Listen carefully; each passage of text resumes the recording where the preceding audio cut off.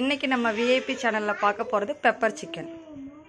அதுக்கு என்னென்ன பொருள் வேணும்னு பார்க்கலாம். 2 ஸ்பூன் மிளகுத்தூள், ஒரு அரை ஸ்பூன் ஜீரகப்பொடி, ஒரு அரை ஸ்பூன் கொத்தமல்லி பொடி, ஒரு அரை எலுமிச்சம்பழம். இது கொத்தமல்லி புதினா ரெண்டும் சேர்ந்து வச்சுருக்கேன். ஒரு 10 சின்ன வெங்காயம் நறுக்கி வச்சுக்கணும். குடமிளகா 1 சிறுசு போதும். 1/4 கிலோ சிக்கன், ஒரு தக்காளி, கொஞ்சம் இஞ்சி பூண்டு பேஸ்ட்.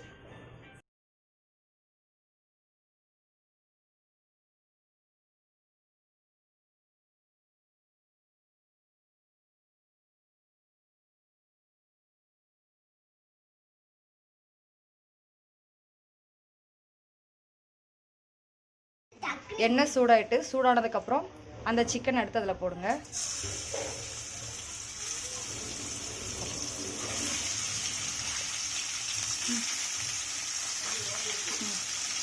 அதில் கொஞ்சம் ஒரு அரை ஸ்பூன் மஞ்சள் தூள், அது உங்களோட ஆப்ஷன் தான், அதனால தான் நாங்கள் இன்க்ரீடியண்ட்டில் வைக்கலை.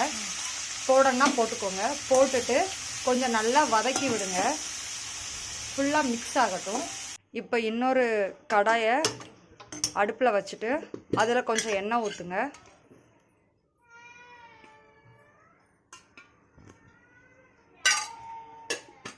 நம்ம நறுக்கி வச்சுருக்கிற வெங்காயத்தை அதில் போடுங்க. எண்ணெய் சூடானதுக்கப்புறம் நறுக்கி வச்ச வெங்காயத்தை அதில் போட்டு வதக்குங்க.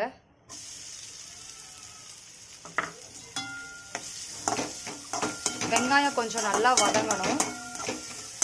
இப்போ வெங்காயம் நல்லா வதங்கி வந்துருச்சு. அதுக்கப்புறம் நம்ம தக்காளி கொஞ்சம் போட்டுக்கலாம்.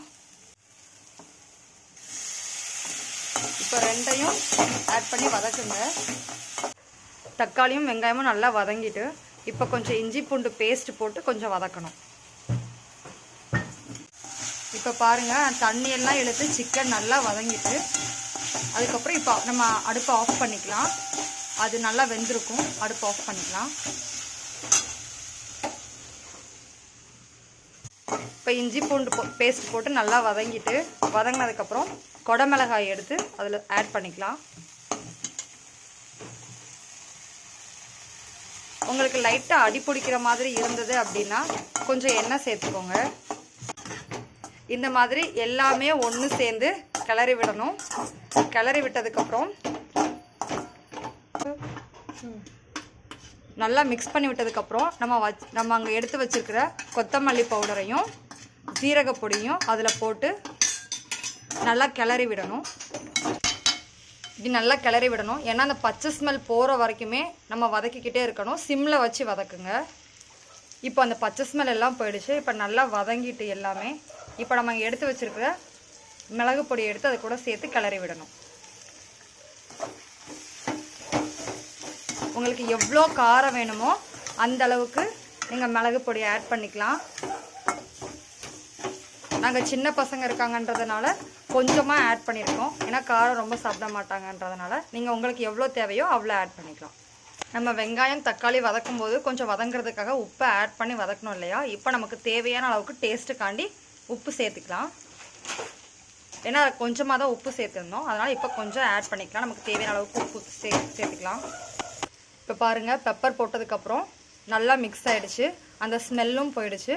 இப்போ நம்ம நறுக்கி வச்சுருக்கிற கொத்தமல்லி புதினாவையும் சேர்த்து ஆட் பண்ணிக்கலாம்.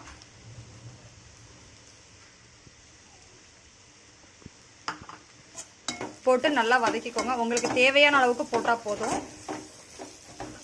நல்லா கிளறி விட்டுக்கோங்க. உங்களுக்கு லைட்டாக அடி பிடிக்கிற மாதிரி இருந்ததுன்னா ஆயில் சேர்த்துக்கோங்க. ரொம்ப ஆயில் சேர்த்தாலும் உடம்புக்கு நல்லது கிடையாது. தேவையான அளவுக்கு மட்டும் சேர்த்துக்கோங்க. இப்போ எல்லாமே முடிஞ்சதுக்கப்புறம் கொஞ்சமாக நம்ம எடுத்து வச்சுருக்கிற எலுமிச்சம்பழம் சாறு அதில் விட்டு லைட்டாக கிளறி விட்டுக்கோங்க. சும்மா டேஸ்ட்டுக்காக தான், இது உங்களோட ஆப்ஷன் தான். இப்போது நம்ம பெப்பர் சிக்கன் ரெடி ஆகிடுச்சு. யாராச்சும் டேஸ்ட்டு பண்ணுறதுக்கு சிக்கிறாங்கன்னு பார்க்கலாம் வாங்க. ரெடியான பெப்பர் சிக்கனை ஒரு பவுலில் மாற்றிக்கலாம்.